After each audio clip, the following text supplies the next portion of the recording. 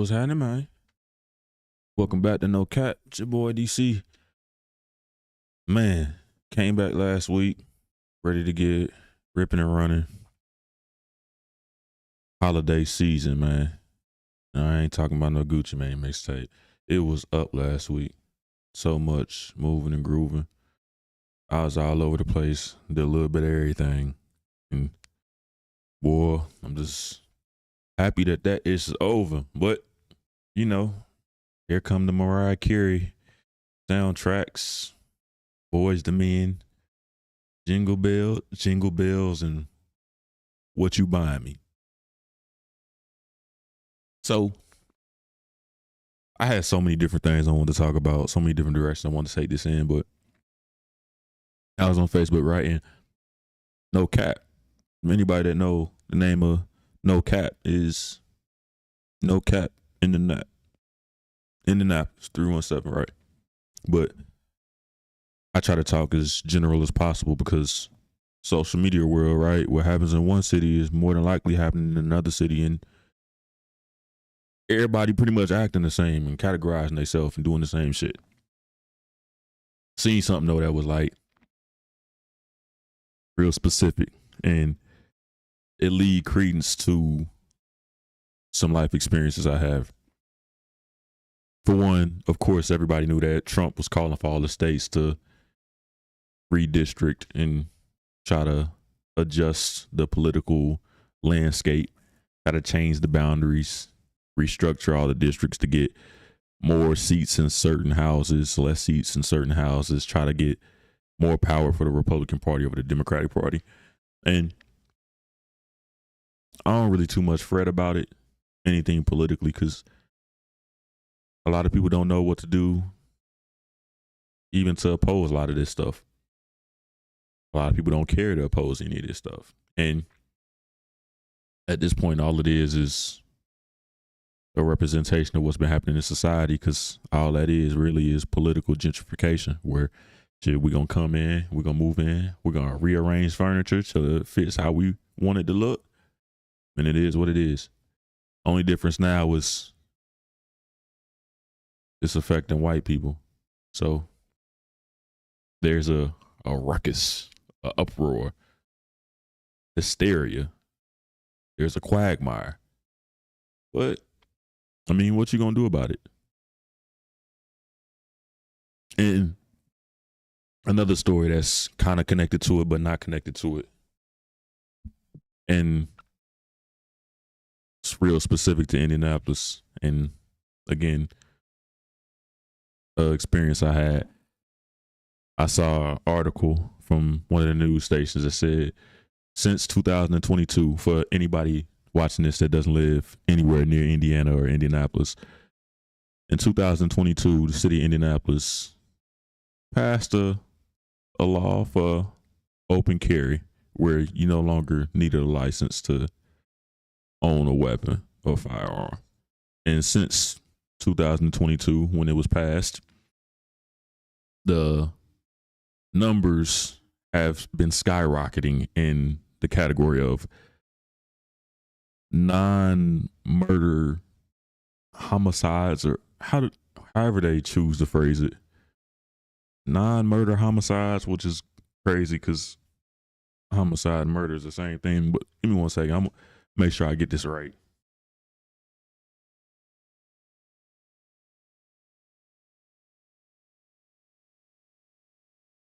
Yeah.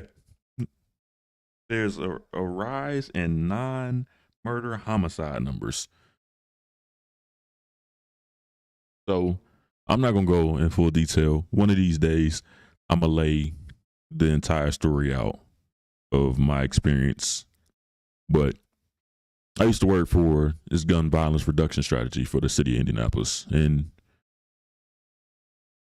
basically what the purpose of the program was to minimize and reduce gun violence, right? Gun violence reduction strategy. It's not really what was happening. More so, they just, similar to what Trump was doing with the seats and the redistricting restructuring the districts, they basically just restructured the categories where instead of homicide, we're going to start calling things non-murder homicide or self-defense homicide, regardless of whether it was self-defense or not. Or if we don't know what to label it as, we just won't label it. All in the spirit of reducing the numbers.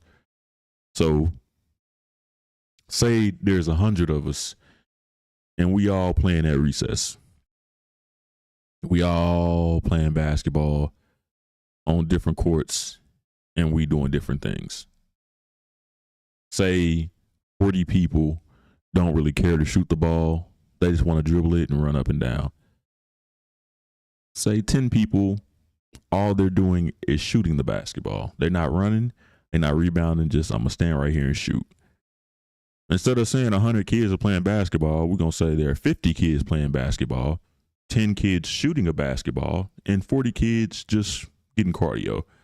See how took that 100 and recategorized it so that the number is skewed and it looks different. That's typically what's happening. And then with the restructuring of the districts, we can do the same thing where, yeah, we're going to keep the population the same, but we're going to reduce where we're getting these populations from because we don't want as many like urban hotspots. So we're going to take a little bit of those urban populations and include them with these suburban, and then we're going to take some of these other ones who are really urban and we're going to mix those with the rural. That way we can take that same number and we can skew it and separate who's doing what and make it look different. You feel me? You get what I'm getting at? And that's a common practice. It's something real slick white people came up with, where I can't really change what's happening, but I can change how you look at it. Smoke and mirrors type of situation.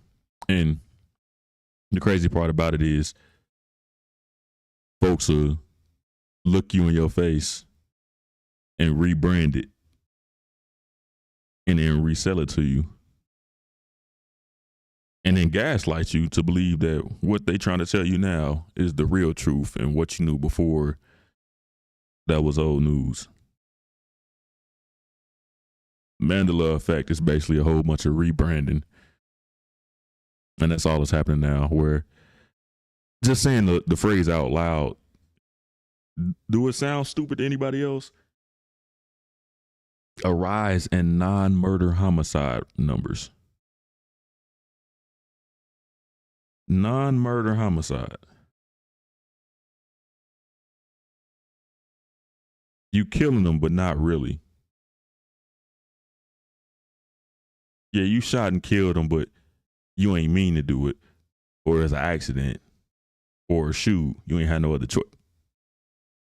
Somebody was killed. Somebody did the killing. But if we open the door for interpretation and we expand the gray area, then we can nitpick. It's a logical fallacy at work, right? Crazy, because it's been happening again since 2022. And I think I was fired, 2023, because the entirety of the time I'm speaking on it. Like, I'm in these meetings with these higher ups and the people who control the funding and the people who are in charge of the program, having conversations about, yeah, this don't, but that's a story for another day, right? The entire point of the story brings me to one of my sayings, and I'm going to start structuring the show a little different, where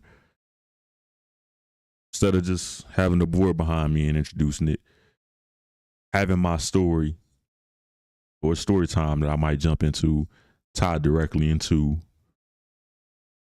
the wise words of the day that used to pop out and letting it flow organically. This is going to lead into that.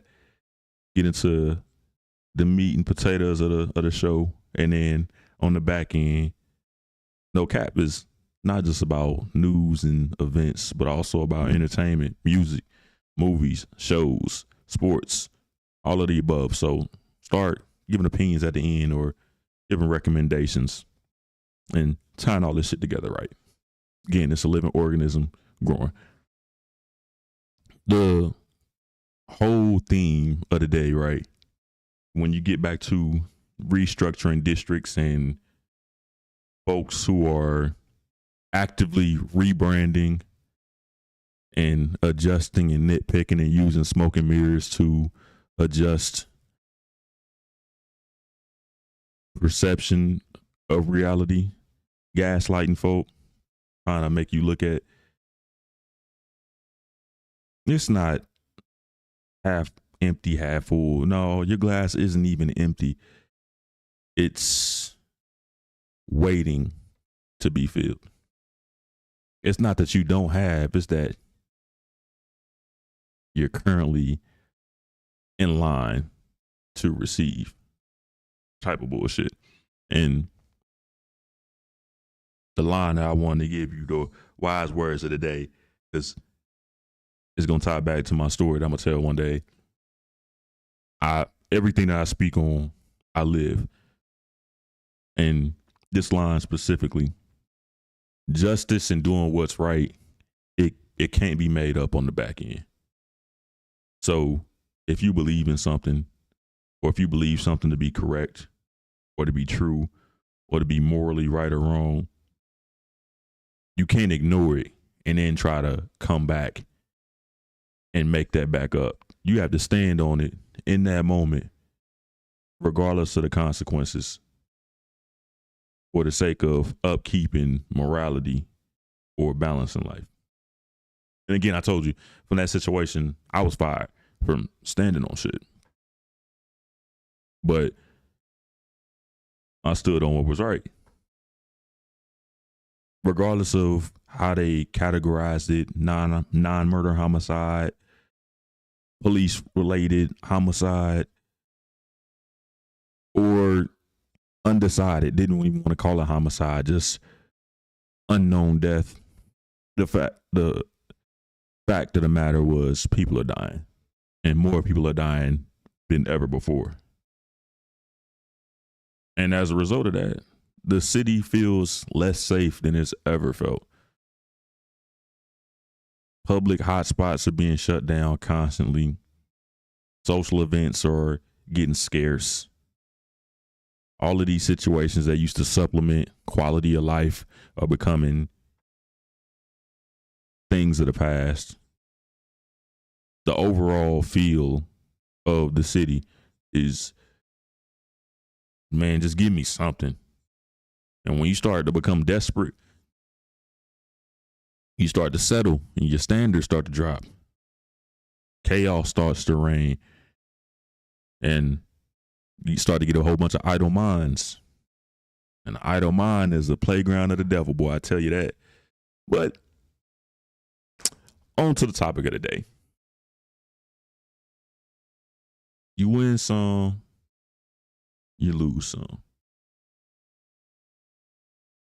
And I wanted to make that the topic of the day simply because I don't know how other people feel about it, but from lived experience and from conversations that I've had and shared experiences with folk who I've communicated with this about, there are a few people who are just completely just annoying. And I'm not easily annoyed. I'm somebody who women like to call nonchalant, or for people who have small vocabularies, they call it nonchalant. I'm typically indifferent. So regardless of whichever way something swings or however people are, won't too much sway me in any direction. I control what I control and then let the rest be whatever it's going to be. But there are a few groups that I just absolutely can't stand. One is people who are ignorant and purposely try to spread ignorance, where these people They know what they're doing is wrong. And they want as many people to be as wrong as they are. So a lot of your influencers, celebrities, people who do bullshit, spread bullshit, and don't really care who all gets involved in it. Just mindless anarchy. The worst people ever. So how does that manifest itself? Like men who have kids with no intention of taking care of them. Just, you shouldn't have had sex with me if you didn't want to get pregnant. Oh well, figure it out. Women who know through a pattern of their behavior they're still single because of their behavior, who inspire others around them to behave the same way because misery loves company. I'm going to do what I can to fuck up your situation because I fucked up my situation and I want you to be here fucked up with me. Another terrible person. Or you got the folk who, I need to feel a sense of superiority to you, so I'm going to give you bad advice to purposely fuck you up. Advice that I'm not going to follow. Just some shit that, hey, you should do this. And then when you trip or you become your own obstacle or life gets harder, I'm not going to say anything about it. You can talk to me. I'm just shrug my shoulder. Dang, I don't know why that happened. And then try to gaslight you. Them are the worst kind of people. Girl, you don't need no man. Yeah, bro, man. Fuck all of that. You need a job for. Smoke and we gonna chill. Folks who like introduce anarchy into other people's situations, the worst. Right underneath that, underneath the people who just spread the evil, for me, is the people who confuse education with intelligence. And in the dating world, I'm not sure about if women experience this, because again, I've never lived life as a woman. Don't care to. The most I can do is hear somebody's perspective and try to empathize and sympathize with them. But I'll never be a woman. I'll never look at things as a woman. I'll never have that experience to understand what they go through. But as a single man in the dating world, you're going to come across that a lot. Women with degrees who think that because I had this degree, my opinion is valid on whatever I'm speaking on. Regardless of any information you provide me with, just, I said this, so it's correct. Don't correct me. Don't attempt to correct me. Yeah, I got a degree, or I have this job, or I've been validated professionally. That means personally, I'm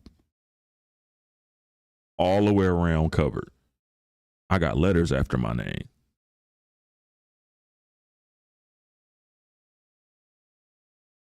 Okay. Book smart and street smart, not the same thing. Your ancestors were never allowed into college. A lot of them were more intelligent than us. Before that, people weren't even going to high school. It's just, you're gonna get this simple grade school level education, and then you grown, figure it out. And some way, somehow, they got us here. A lot of them were more intelligent than us. Even if it's just instinctive, they were more intelligent. Or before the education system was even introduced, somebody created the wheel, bro. Regardless of whatever he did in life, the greatest invention ever, the wheel. Nothing you can do can top the wheel. So, because that person might have ate meat raw, might have been primitive, you gonna say you're more intelligent?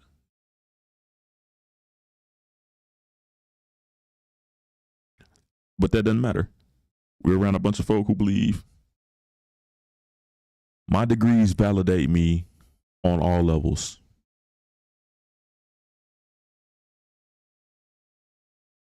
I'm gonna take, for example, right? going back to the family structure, you can have a professional football player who's a quarterback. That's one of the hardest occupations you can have because you need to be able to process information in a short period of time, situational analysis, decision making, and your memory, your ability to communicate all have to be on point for the entirety of your career. So these are very intelligent people because it's an intelligent position. There's a level of mental aptitude that you have to have.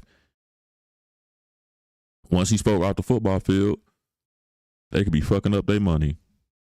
Quite often that's the case. I'm spending it on frivolous things. I'm not really checking with my accountant or checking my bank account at all.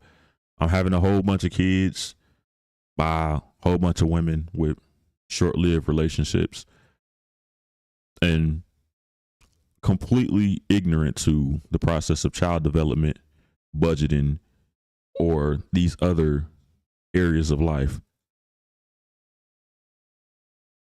You see how it doesn't translate. My intelligence and my career field is not translating to other areas of my life. And it's the same thing happening these days. And the biggest sign that you're dealing with somebody who's educated but not intelligent is not willing to continue growing. It's a crazy conversation where I've had a conversation with plenty of people where I was adamantly showing them college isn't about how educated you are or how intelligent you are. It's basically, do you know how to follow directions? And do you have the ability to teach yourself? And these people argue down, no, you're not teaching yourself in college. You're being guided on how to learn. Anybody who's ever gone to college knows that you don't spend that much time with any one professor. You might spend an hour with them, and if it's a long class, 3 hours. So in a week, you might spend 3 hours with any one professor. And then the rest of the time, you on your own, doing homework, interacting with peers, studying. It's genuinely or generally expressed that for every 1 hour in class, you're expected to learn independently or teach yourself or study for a minimum of 2 hours for every 1 hour in class time. So it's 2/3 of the time. So by default, you can make the correlation that you're learning how to teach yourself. So going to college, learning how to teach yourself, it's crazy how the minute people get the degree, a lot of them immediately stop learning. Or they can only focus on this one track minded lifestyle of get degree, chase degree, grab degree, done. And then that transfers into get job, have job, move up in job, done.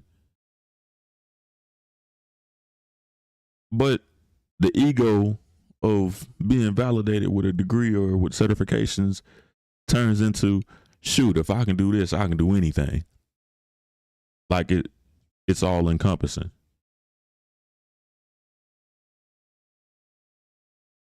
And when you're having conversations with folk like that, it's like, bro, you do know that that degree don't mean shit over here, right? Your intelligence level and your willingness to learn is what means something over here.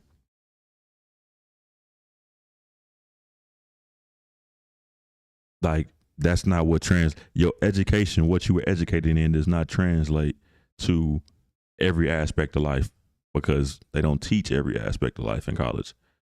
They teach you how to teach yourself. And when folks miss that message, you end up in a conversation where they can't be taught. And one of my pet peeves is I don't care who's right or wrong. I just need to get to the truth.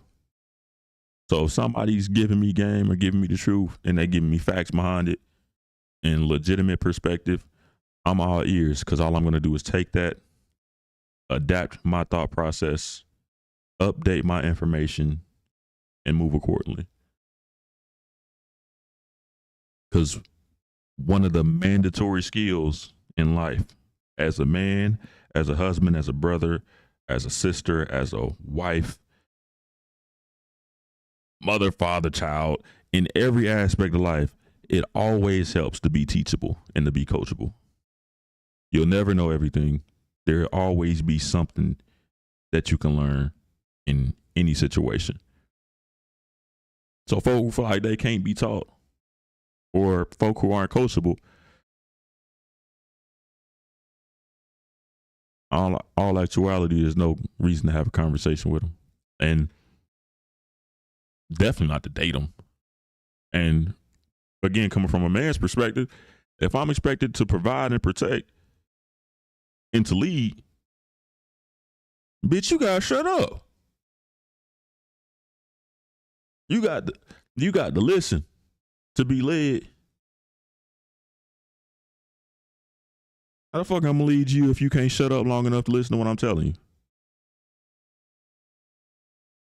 That don't even. But that's the ironic situation a lot of men are placed in, where you're expected to do one thing, but the person who's expecting that of you isn't even participating. You want me to lead you, and you not listening. You not willing to follow. If you're not coachable, if you're not teachable, you're not worthy of becoming anybody's spouse, wife, anything. You need to be independent on your own. And a lot of men don't express that. Again, I'm using the podcast to tell you a lot of shit that we say internally, or things that we make these determinations subconsciously and then just adjust immediately. And you'll never know it. Just, he acting different. No, this is what really occurred in his head. And then he made the most logical move. Like, one of the pet peeves for me, and it's attached to conversation, win some, lose some. That's the art of negotiation. You got to come to an agreement. You got to meet in the middle. One of the popular sayings is, if you want to take me out on a date, tell me when and where. When you present that to somebody, that basically means I surrender all opinion, or I surrender my right to have any input. It is 100% on you. Whatever you say goes. But rarely is that the case where, all right, boom, here's what's happening, and folks just go, all right, bet, cool. Typically, dang, that don't really work for me, or I got work, or this is going to be in the way. Then why the fuck did you tell me to make the decision on my own then? You can't retire your input and then interrupt me and then try to reintroduce your input. You told me you just want to be led. It doesn't matter where, just lead. And then the opportunity to lead presented itself, tried to lead, and you stood there.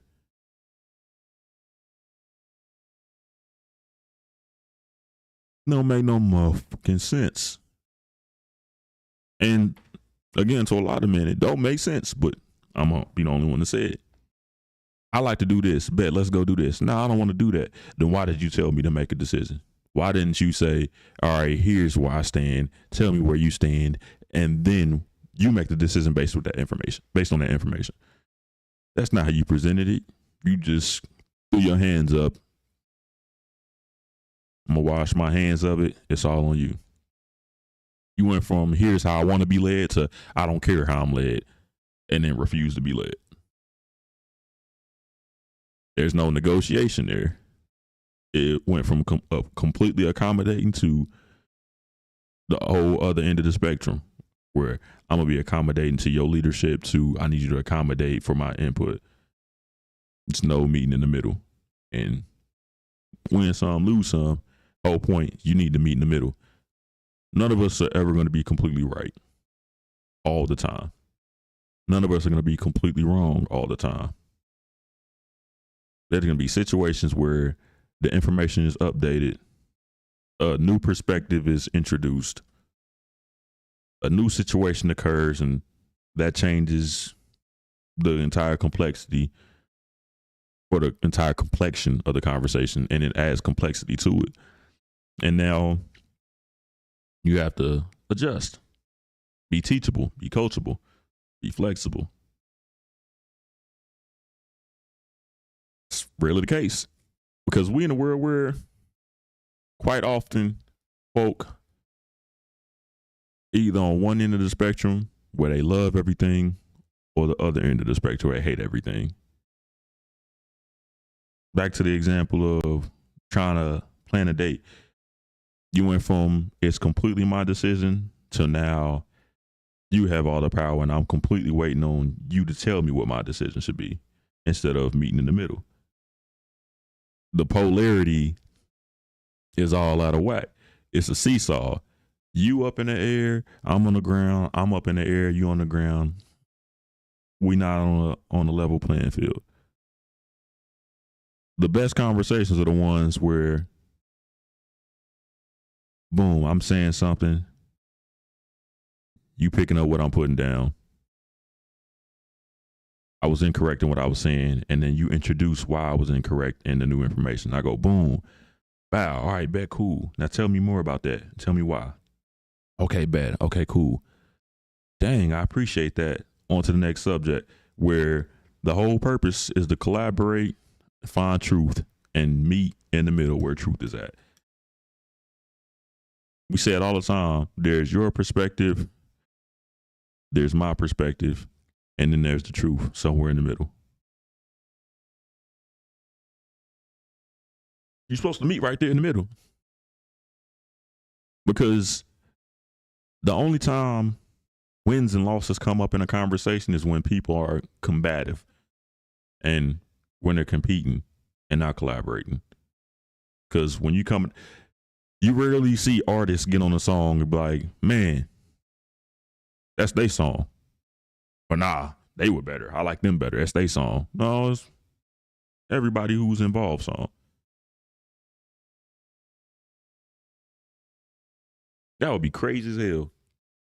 Hey, boy, when you thinking about it, in the National Players Anthem, Andre 3000 had the best verse, so that ain't no UGK or Outkast song no more. That's an Andre 3000 song. Or that Pimp C verse was the best, so that's a Pimp C song featuring them other three. You don't do that shit, because the whole purpose is collaborative. And it's easy to tell when somebody's conversation is collaborative or not, because they seek insight. They seek understanding, truth, empathy, sympathy, understanding, positivity, love. When somebody's not looking for one of those things, when they're looking to nitpick or dissect or disagree, be contrarian, be obstructionist, run. Because that's a real feminine trait, to just be argumentative and be defiant. Because why? What you being stubborn for? You being so immature for? That's childish. Grow up. You got to be able to win conversations and lose conversations and be indifferent on either side, because that's not the purpose of it. The conversation is the purpose of the conversation, not the competition of it. Man, I tell you, boy, when I feel that kind of like competitive energy from somebody, it's just like, Ugh. With men, it's different, right? We can be competing in a conversation, arguing about anything is futile as sport. But the purpose isn't even the competition of the conversation. It's the entertainment. Entertained by this thing.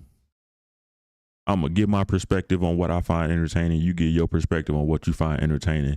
And we get a better understanding of the topic as a whole.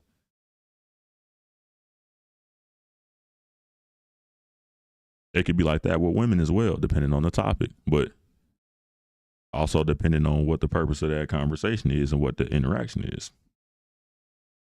If we friends, we can have competitive conversation all the time because that's how friends entertain each other. If you're in a relationship, it's tough. Too much competition in a relationship, break a relationship.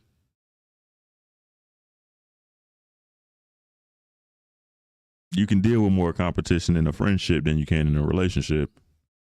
Because in a friendship, you doing the same thing as individuals. In a relationship, y'all doing the same thing as one. Like, we supposed to be doing this together, so we can't be butting heads all the time. You got to be able to shut the fuck up and bite that L. You got to be able to win with grace, because the whole purpose of interacting or having conversation is to collaborate and to communicate. But you can't do that effectively when you lead with ego. And the ego and pride, when you lead with pride and ego, you looking for problems. Ego gets in the way of learning. Pride gets in the way of coachability. They're both selfish. They're self-fulfilling traits to have. Pride is pride. It's selfish trait. It's of itself. It's a self-serving prophecy, boy. It's here just to be it. I'm proud just to be proud. My ego, exact same thing. It's not to be of service to you. Fuck, it's really not even to be of service to me. It gets in the way. You can't lead with that. And you can see the pride and ego in these situations where we're going to adjust these homicide numbers because we don't really want y'all to know what's really going on in the city. Now, it's fucked up out here. And I don't think we really want to fix it because we're making money off of it. And even if we did want to fix it, how would we even fix that?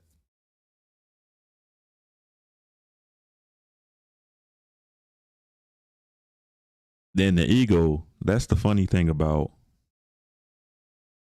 the Trump administration is white privilege is basically based on white ego. And a lot of these like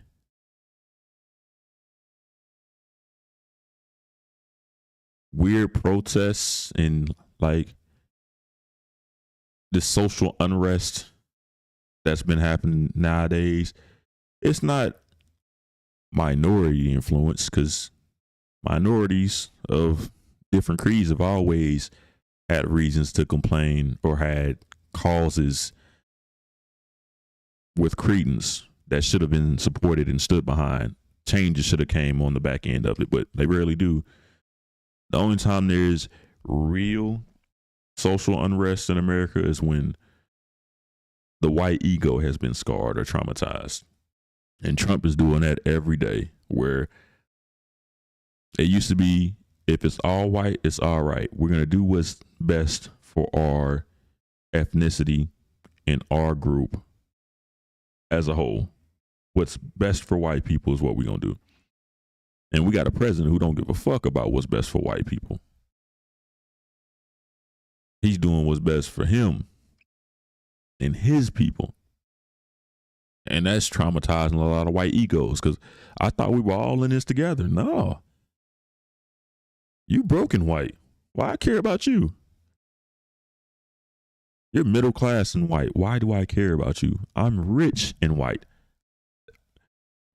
Never before were there openly acknowledged social classes of whiteness. It's just once you mark Caucasian, hey, you in the group. But now there's levels to whiteness now, and all this social unrest and all these new causes that are popping up, these protests that are coming left and right,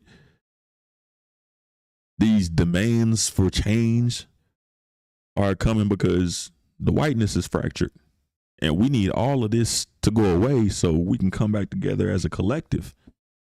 It's being presented as all people need to come together, but that's not what it is. Once all white people feel like whiteness has come back together and they're a monolith again, we don't give a fuck about what happens to the rest of y'all.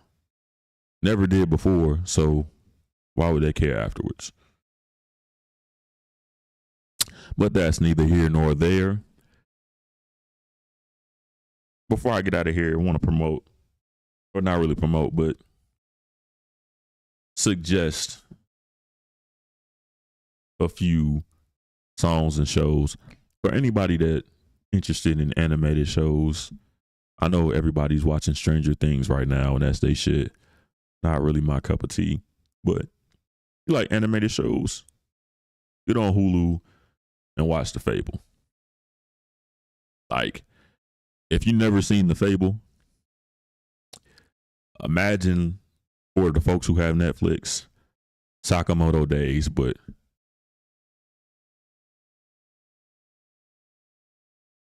with the temperament of Attack on Titan, where it's a cartoon, so it's for entertainment, but shit get real. The Fable.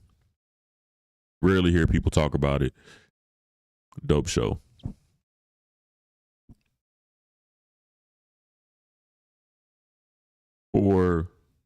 And I wanted to drop this on the previous show before when I was the shooting fish in a barrel episode. Women who feel like they can move however. I mean, as a grown adult woman, you can. Freedom of choice. But freedom of choice does not mean free of consequence. For anybody that's never heard the song, or even for those who have, Tupac, Wonder Why They Call You Bitch. That song is going to give you the full layout of how men think, how men operate, and why your life is going how it's going. Song 30, got to be 30 years old now. Ain't nothing changed, same shit.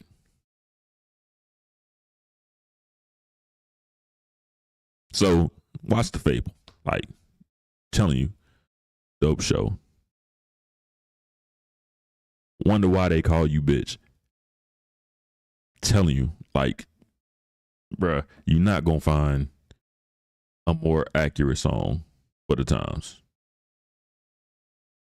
I'm gonna catch y'all tomorrow. Yeah.